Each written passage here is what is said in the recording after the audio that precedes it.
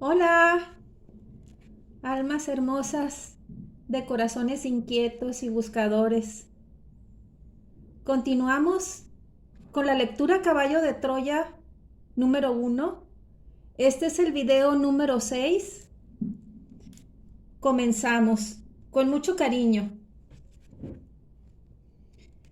Fue en la primavera de 1964 cuando confidencialmente y por pura casualidad llegó hasta mis oídos la existencia de un ambicioso y revolucionario proyecto, auspiciado por la AFOSI y la AFORS, y en el que trabajaba desde hacía años un nutrido equipo de expertos del Instituto de Tecnología de Massachusetts. Yo había sido seleccionado en octubre de 1963 con otros 13 pilotos de la USAF para uno de los proyectos de la NASA. En mi calidad de médico e ingeniero en física nuclear, y puesto que seguía perteneciendo a la OAR, me encomendaron un trabajo específico de supervisión del llamado VIAL, o Vehículo para la Investigación del Aterrizaje Lunar. En la mencionada primavera de 1964, dos de estas curiosas máquinas voladoras, en las que se iniciaron los primeros ensayos para los futuros alunizajes del proyecto Apolo, llegaron al fin al lugar donde yo había destinado el Centro de Investigación de Vuelos de la NASA, en la base de Edwards, de las Fuerzas Aéreas Norteamericanas, a 80 millas al norte de Los Ángeles. En aquel paisaje desolado, en pleno corazón del desierto Mojave, permanecí hasta últimos de 1964, en que concluyeron con éxito las pruebas preliminares de vuelo de los VIAL. No tengo que repetir que aquellas pruebas y otros proyectos, en especial los de la USAF, habían sido calificados como altamente secretos. El ingreso en el recinto de la base y en el de las experiencias en particular era limitado al personal especialmente acreditado. Durante meses conviví con otros candidatos a astronautas, oficiales, científicos y técnicos, todos ellos en posesión de la Top Secret Security Clearance, llegando a mis oídos un fantástico proyecto, la Operación Swivel. Una vez finalizado mi trabajo en Edwards, la NASA estimó que debía incorporarme al Centro Marshall de vuelos espaciales. Mi verdadera vocación ha sido siempre la investigación, concretamente el joven mundo de la teoría unificada de las partículas elementales. Sin embargo, mis inquietudes en aquel mes de diciembre de 1964 discurrían por otros derroteros.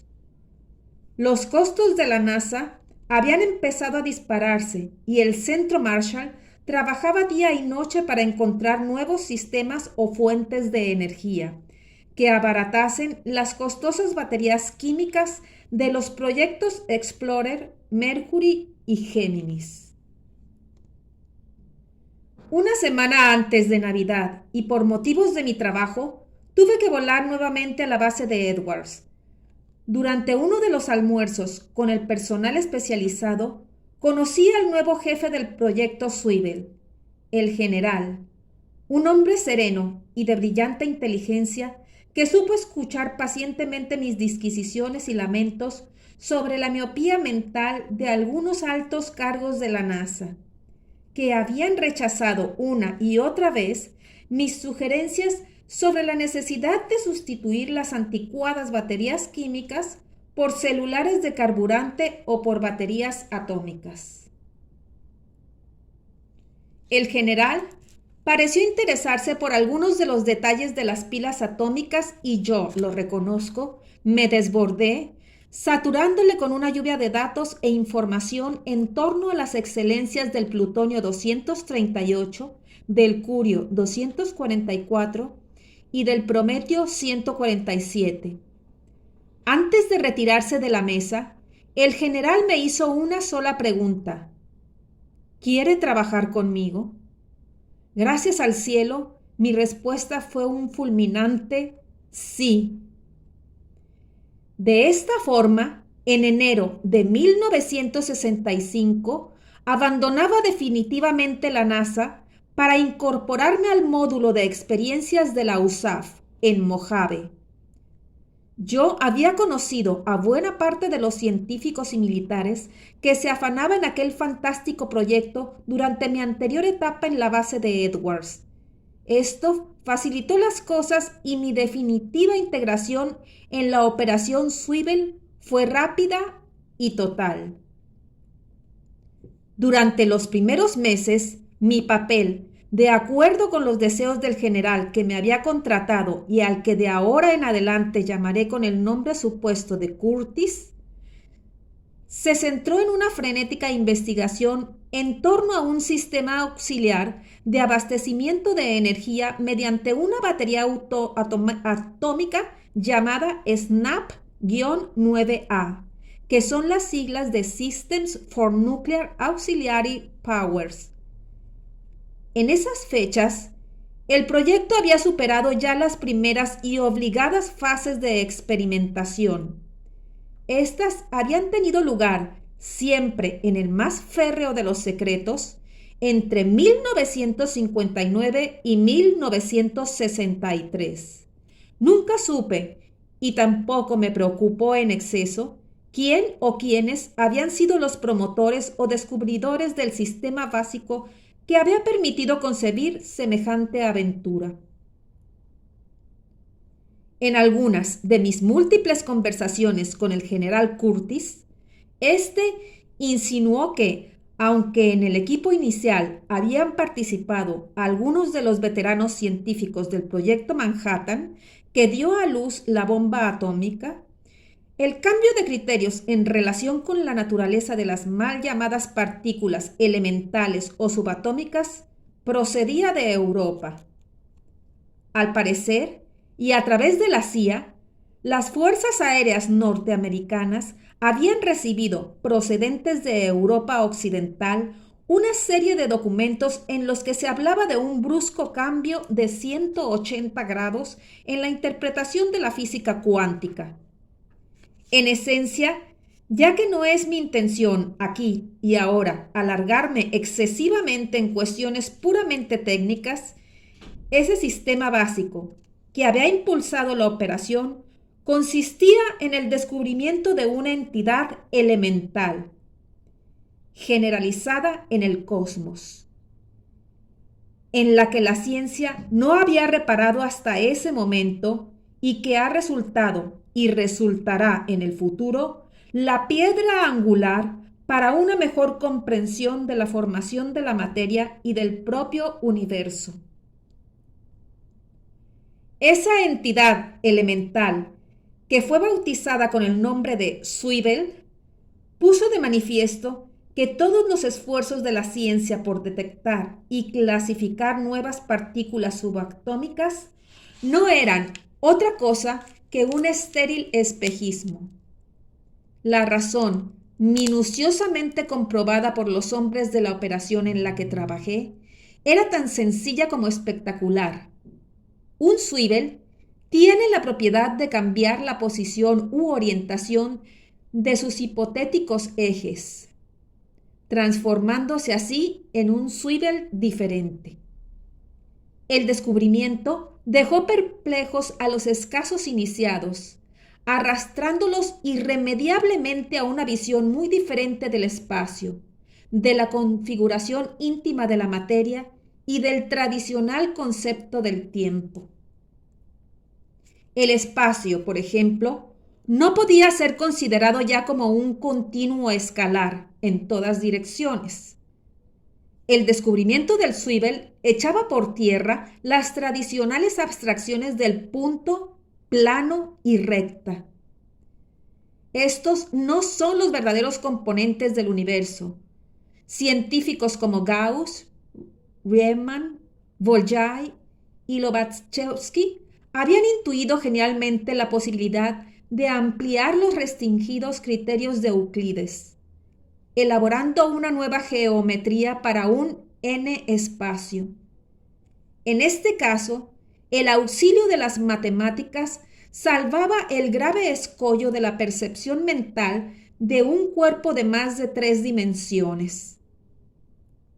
Nosotros habíamos supuesto un universo en el que los átomos, partículas, etc., forman las galaxias, sistemas solares, planetas, campos gravitatorios, magnéticos, etc.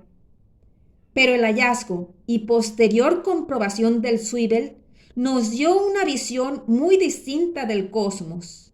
El espacio no es otra cosa que un conjunto asociado de factores angulares, integrado por cadenas y cadenas de Zwiebels. Según este criterio, el cosmos podríamos representarlo no como una recta, sino como un enjambre de estas entidades elementales, y gracias a estos cimientos, los astrofísicos y matemáticos que habían sido reclutados por el general Curtis para el proyecto Zwiebel fueron verificando con asombro cómo en nuestro universo conocido se registran periódicamente una serie de curvaturas u ondulaciones que ofrecen una imagen general muy distinta de la que siempre habíamos tenido. Pero no quiero desviarme del objetivo principal que me ha empujado a escribir estas líneas. A principios de 1960 y como consecuencia de una más intensa profundización en los Zwiebels, uno de los equipos del proyecto materializó otro descubrimiento que, en mi opinión, marcará un hito histórico en la humanidad. Mediante una tecnología que no puedo siquiera insinuar, esos hipotéticos ejes de las entidades elementales fueron invertidos en su posición. El resultado llenó de espanto y alegría a un mismo tiempo a todos los científicos. El minúsculo prototipo sobre el que se había experimentado desapareció de la vista de los investigadores. Sin embargo, el instrumental seguía detectando su presencia. A partir de entonces, todos los esfuerzos se concentraron en el perfeccionamiento del referido proceso de inversión de los Zwiebels. Cuando yo me incorporé al proyecto, el general me explicó que con un poco de suerte, en unos pocos años más, estaríamos en condiciones de efectuar las más sensacionales exploraciones en el tiempo y en el espacio. Poco tiempo después, comprendí el verdadero alcance de sus afirmaciones. Al multiplicar nuestros conocimientos sobre los Zwiebels y dominar la técnica de inversión de la materia, apareció ante el equipo una fascinante realidad. Más allá o al otro lado de nuestras limitadas percepciones físicas, hay otros universos. Las palabras solo sirven para amordazar la descripción de estos conceptos, tan físicos y tangibles como el que conocemos.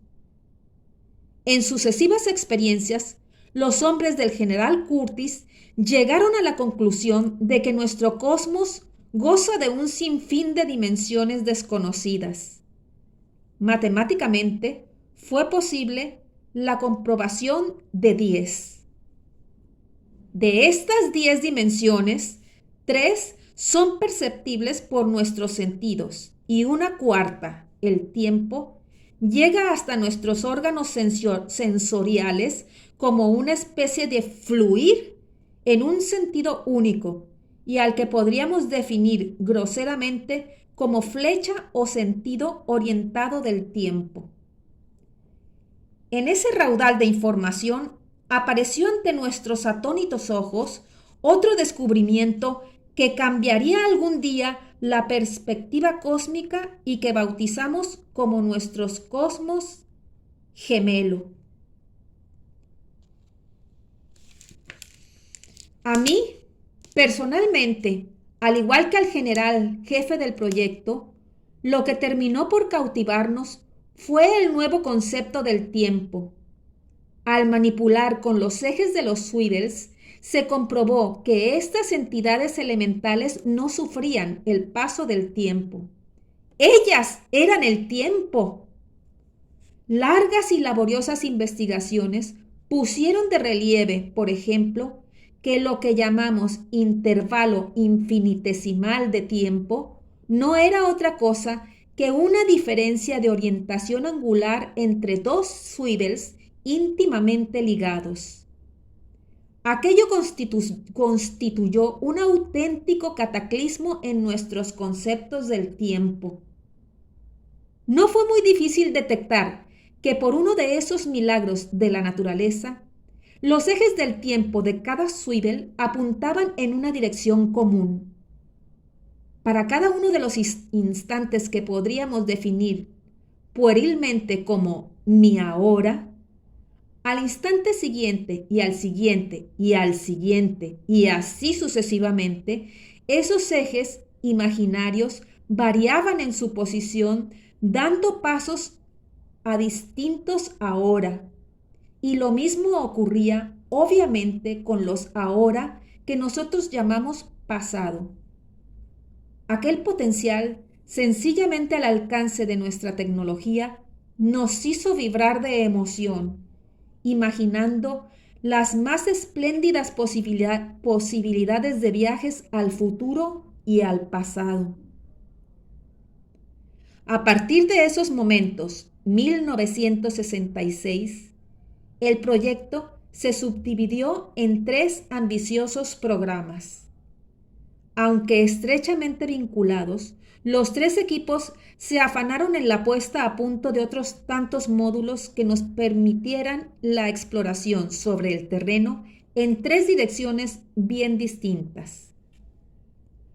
En primer lugar, con un viaje a otro marco dimensional dentro de nuestra propia galaxia. En segundo término, y forzando los ejes del tiempo de los swivels hacia adelante, trasladar todo un laboratorio con astronautas incluidos a nuestro propio futuro inmediato. Por último, y siguiendo un proceso contrario, situar otro módulo o laboratorio en el pasado de la Tierra. Yo fui asignado a este tercer proyecto, bautizado como Caballo de Troya. Y a él y a cuanto le rodeó, hasta que fue consumado en enero de 1973, me referiré en esta primera parte del diario. Desde 1966 a 1969, nuestro módulo, bautizado entre los miembros del equipo como La Cuna, a causa de su parecido con dicho mueble, experimentó sucesivas modificaciones hasta alcanzar un volumen lo suficientemente grande como para albergar a 2 tripulantes. La atención del reducido grupo de científicos que fuimos seleccionados para la operación Caballo de Troya estuvo fija durante muchos meses en la consecución de un sistema que permitiera una total y segura manipulación de los ejes del tiempo de los swivels de toda la cuna, tanto manual como electrónicamente. Finalmente, y con la colaboración de la Bell Aerosystems Corporation de Niagara Falls, la primera empresa que diseñó y construyó el ML o módulo lunar para el proyecto Apolo. Nos hicimos con un laboratorio de 10 pies de alto, con 4 puntos de apoyo extensibles, de 13 pies cada uno y un peso total de 3,000 libras. A diferencia del módulo del primero de los proyectos que he citado, cuya operación fue bautizada como Marco Polo, el nuestro no precisaba de un sistema de propulsión.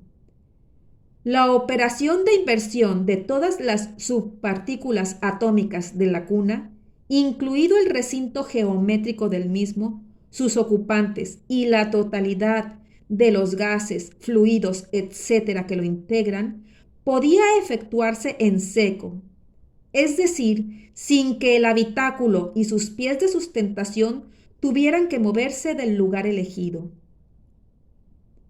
Nuestro hábitat de trabajo en todos aquellos años, el corazón salitroso del desierto de Mojave, reunía además otro requisito de gran importancia para las primeras y decisivas experiencias de la Operación Caballo de Troya.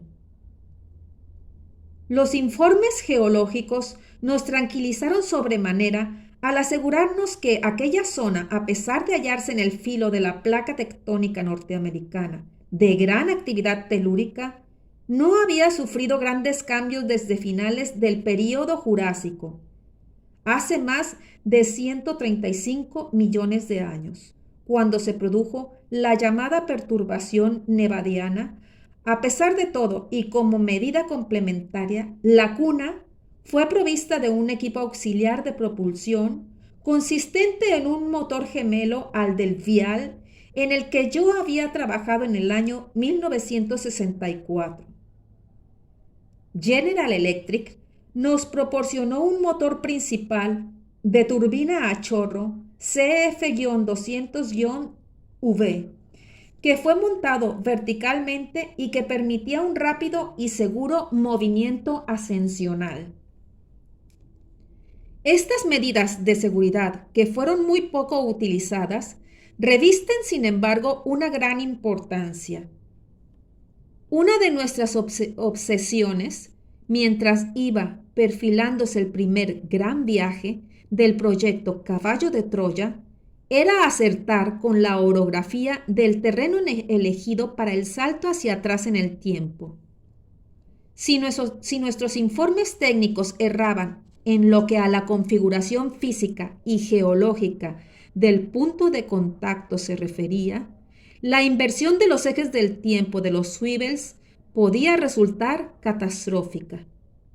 La cuna, por ejemplo, posada en pleno siglo XX en una planicie, podía quedar desintegrada si aparecía, por error, en el interior de una montaña y que en el pasado podía haber ocupado ese espacio que hoy estábamos utilizando como punto de contacto. Por tanto, después de afinidad de cálculos y estudios, los hombres del general Curtis aceptamos de buen grado que, salvo contadas excepciones, la fase de inversión debía provocarse siempre en el aire, en estado estacionario. Una vez localizado electrónica y visualmente el punto de contacto, la cuna podría ser aterrizada con toda comodidad y sin riesgo alguno de choque o desintegración. Las primeras pruebas de vuelo de la cuna, cuyo equipo de inversión de masa fue suprimido en aquellas fechas por elementales razones de seguridad, fueron llevadas a cabo por el entonces piloto jefe de investigaciones del centro de la NASA en Edwards, Joseph A. Walker, ya fallecido, y que en los años 1964 y 1965 dirigió y tomó parte en más de 24 vuelos experimentales del Vial. Él conocía bien los sistemas de propulsión de los simuladores del módulo de aterrizaje lunar y su veredicto fue positivo. La cuna, a pesar de su destartalado aspecto, respondía con docilidad. En 1969, con un centenar de ensayos altamente satisfactorios, el equipo fijó definitivamente en 800 pies la altitud ideal para proceder a la inversión de masa. El tiempo medio consumido en la operación de despegue y estacionario antes de la fase de inversión fue fijado en 5 minutos. Al fin, en el otoño de 1969, el general dio luz verde y 4 de aquellos singulares astronautas que formábamos el primer equipo de vuelo al pasado, tuvimos la fortuna de experimentar hasta un total de 6 retrocesos en el tiempo.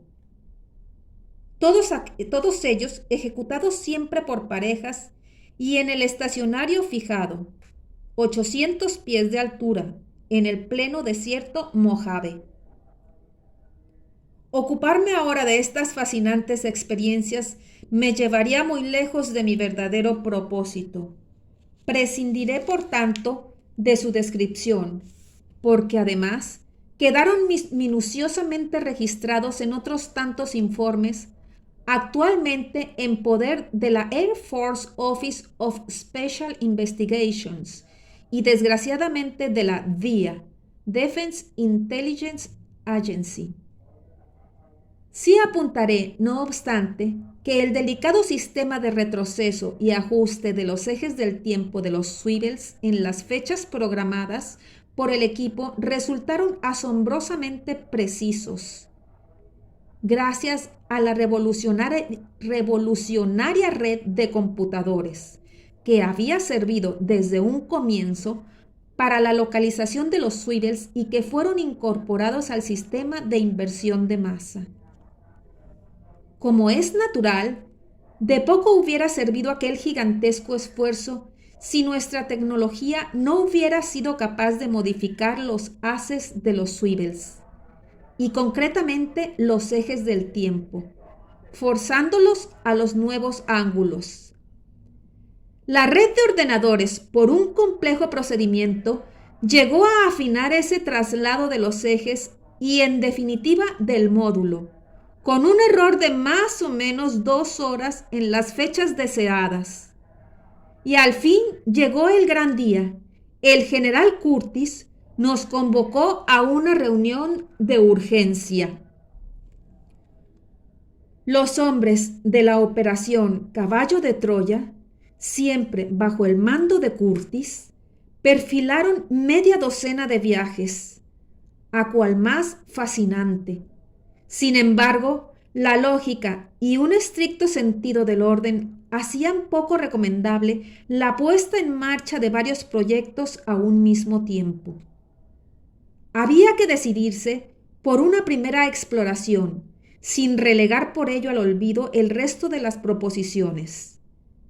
Tras muchas horas de debate y por unanimidad, la cumbre de científicos y especialistas, en sesión de urgencia en la base de Edwards, eligió 3 momentos de la historia de la humanidad como posibles e inmediatos candidatos para una elección final. Era el 10 de marzo de 1971. Los 3 objetivos en cuestión fueron los siguientes. Número 1. Marzo-abril del año 30 de nuestra era. Era justamente los últimos días de la pasión y muerte de Jesús de Nazaret. Número 2. El año 1478. Lugar, Isla de Madera. Objetivo, tratar de averiguar si Cristóbal Colón pudo recibir alguna información confidencial por parte de un predescubridor de América sobre la existencia de nuevas tierras, así como sobre la ruta a seguir para llegar hasta ellas. Número 3. Marzo de 1861. Lugar, los propios Estados Unidos de América del Norte. Objetivo, conocer con exactitud los antecedentes de la Guerra de Secesión y el pensamiento del recién elegido presidente Abraham Lincoln. Cada uno de los proyectos había sido preparado exhaustivamente, hasta en sus más mínimos detalles. Yo encabezaba y defendí enconadamente el segundo de los viajes. A través de numerosas lecturas y contactos con expertos de la Universidad de Yale, había llegado al convencimiento de que Colón no fue el primer descubridor de las tierras americanas y que aquella era una magnífica oportunidad de conocer la verdad.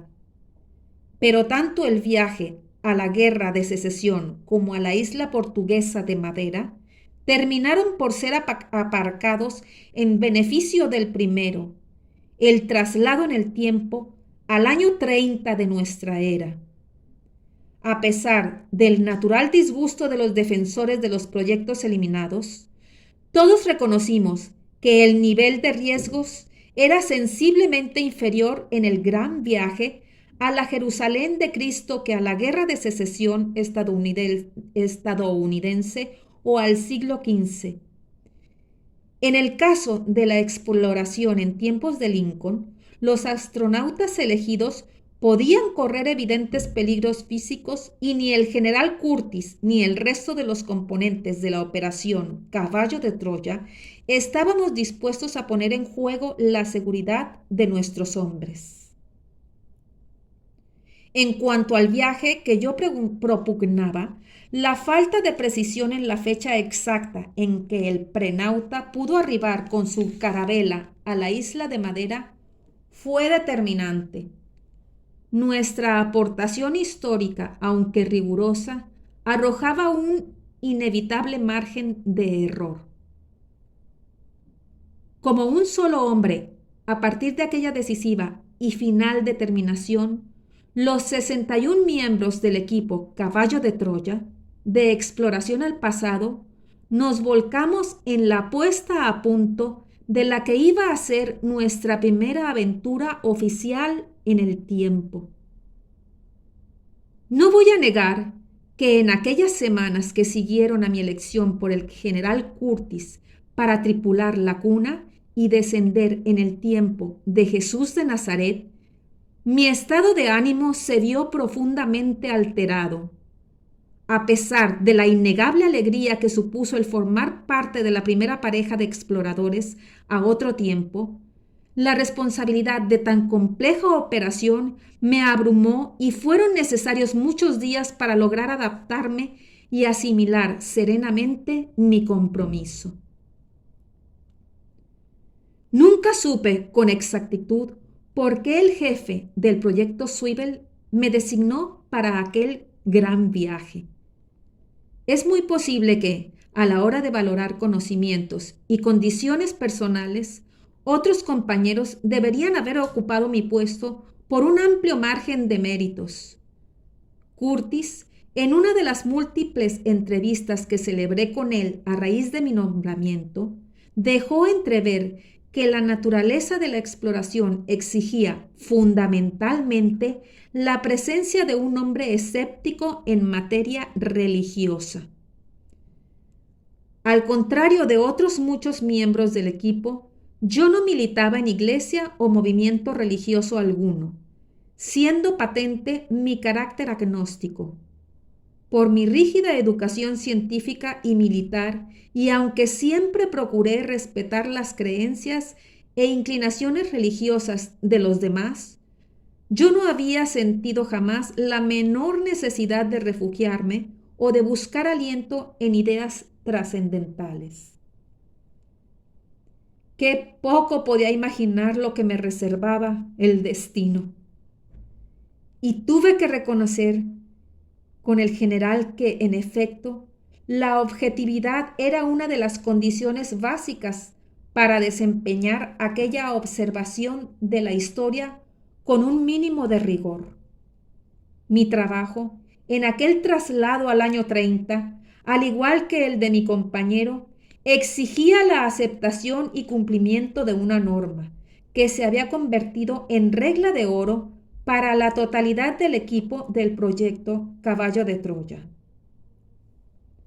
Los exploradores no podían, bajo ningún concepto, ni siquiera el de la propia supervivencia, alterar, cambiar o influir en los hombres, grupos sociales o circunstancias que fueran el objetivo de nuestras observaciones o que sencillamente pudieran surgir en el transcurso de las mismas. Cualquier vacilación a la hora de asumir esta premisa principal era motivo de una fulminante expulsión del grupo de exploradores. Este hecho inviolable presuponía ya una absoluta objetividad en los observadores. No obstante, el general, en un rasgo de sutil prudencia, prefirió que, en nuestro caso, la objetividad fuera de la mano de una especial asepsia en materia religiosa. Como es fácil comprender, un medio tan poderoso como la manipulación de los ejes del tiempo de los swivels podría ser sumamente peligroso, de caer en manos de individuos sin escrúpulos o con una visión fanática y partidista de la historia. En las 6 primeras inversiones de masa, que fueron practicadas con carácter puramente experimental en el desierto de Mojave, pudo comprobarse que el trasvase del módulo y de los pilotos a otras fechas remotas no afectaba a la naturaleza física de los mismos, ni tampoco al psiquismo o a la memoria de los tripulantes. Estos, mientras duró el salto hacia atrás, fueron conscientes en todo momento de su propia identidad, recordando con normalidad a qué época pertenecían. En el grupo se discutió a fondo y con toda honestidad las gravísimas repercusiones que hubiera entrañado para una persona o para una colectividad la trágica circunstancia de que alguien de una época pasada pudiese resultar muerto en un enfrentamiento, por ejemplo, con alguno de nuestros exploradores. Si el principio causa-efecto respondía a una realidad, los resultados históricos podían ser funestos. De ahí que nuestra misión, por encima de todo, solo podía aspirar a la observación y análisis de los hechos, personajes o épocas elegidos. Y no era poco. Por fortuna, para el proyecto Caballo de Troya, nuestras relaciones con el Estado de Israel eran inmejorables, en especial a partir de la Guerra de los 6 días. Era primordial para la ejecución del gran viaje que la cuna pudiera ser trasladada a Palestina y ubicada en el punto de contacto elegido. Todo ello, además, sin levantar sospechas. Pero poco puedo referir sobre estas gestiones que pesaron íntegramente sobre las espaldas del general Curtis. Solo al final, cuando apenas faltaban 2 meses para la cuenta atrás, los más allegados al jefe del proyecto supimos de los obstáculos surgidos, de las duras condiciones impuestas por el gobierno de Golda Meir y de los fallidos pero irritantes intentos de la CIA por hacerse con el control de la operación. Aquellos combates en la oscuridad de los despachos y de la burocracia estatal pasaron inadvertidos para mí y para el resto del equipo, enfrascados en la última fase de los preparativos de la aventura. Ahora doy gracias al cielo por esta supina ignorancia. El resto de 1971, así como la casi totalidad de 1972, mi centro de operaciones cambió notablemente. Durante esos 2 años, mi tiempo se repartió entre el pueblecito de Malula, la Universidad de Jerusalén y la base de Edwards. La operación Caballo de Troya contemplaba 2 fases perfectamente claras y definidas. Una primera, en la que el módulo sufriría el ya conocido proceso de inversión de masa, forzando los ejes del tiempo de los swivels hasta el día, mes y año previamente fijados.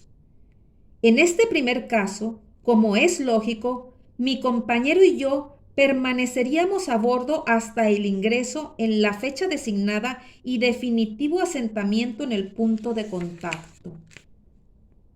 La segunda, sin duda la más arriesgada y atractiva, obligaba al abandono de la cuna por parte de uno de los exploradores que debía mezclarse con el pueblo judío de aquellos tiempos, convirtiéndose en testigo de excepción de los últimos días de la vida de Jesús el Galileo. Ese era mi trabajo. Este cometido, en el que no quise pensar hasta llegado el momento final, me obligó durante esos años a un febril aprendizaje de las costumbres, tradiciones más importantes y lenguas de uso común entre los israelitas del año 30. Buena parte de esos 21 meses los dediqué a la dura enseñanza de la lengua que hablaba Cristo, el arameo occidental o galilaico. Siguiendo los textos de Spitaler y de su maestro en la Universidad de Múnich, Bert Tracer, no fue muy difícil localizar los tres únicos rincones del planeta donde aún se hablaba el arameo occidental: la aldea de Malula, en el Antilíbano, y las pequeñas poblaciones, hoy totalmente musulmanas, de Yufadín y Baja en Siria. Y aunque el árabe había terminado por saltar las montañas del Líbano, contaminando el lenguaje de los tres pueblos, la fonética y morfología siguen siendo fundamentalmente arameas. Una oportuna documentación que me acreditaba como antropólogo e investigador de las lenguas muertas por la Universidad de Cornell me abrió todas las puertas, pudiendo completar mis estudios del arameo galilaico, aprendiendo entre las sencillas gentes del Antilíbano con otras fuentes como el Targum palestino y el arameo literario de Qumrán, el nabateo y palmireno. Por último, como complemento, mi preparación se vio enriquecida con unas nociones básicas pero suficientes del griego y el hebreo míshnico, que también se hablaban en la Palestina de Cristo. Recorrí infinidad de veces los llamados por los católicos santos lugares, aunque era consciente de que aquel reconocimiento del terreno de poco iba a servirme a la hora de la verdad. Tampoco quise profundizar excesivamente en los textos bíblicos en los que se narra la pasión, muerte y resurrección del Salvador. Por razones obvias, preferí enfrentarme a los hechos sin ideas preconcebidas y con el espíritu abierto. Si mi obligación era observar y transmitir la verdad de lo que ocurrió en aquellos días, lo más aconsejable era conservar aquella actitud limpia y desprovista de prejuicios.